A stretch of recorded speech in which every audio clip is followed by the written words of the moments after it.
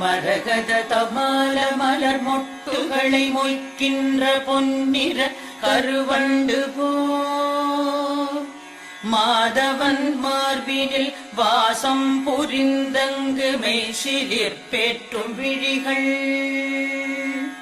மரகத தமால மலர் மொட்டுகளை மொய்க்கின்ற பொன்னிற கருவண்டு போல் மாதவன் மார்பினில் வாசம் புரிந்தங்கு மெய்சிலிர் பேற்றும் விழிகள் பரவும் பல்வடிவத்தின் செல்வ வளமாகிடும் திருமகளின் அழகு விழிகள் பறிவோடு அந்த இரு விழிகளின் கடை நோக்கு மங்களம் எனக் கருள்கவே.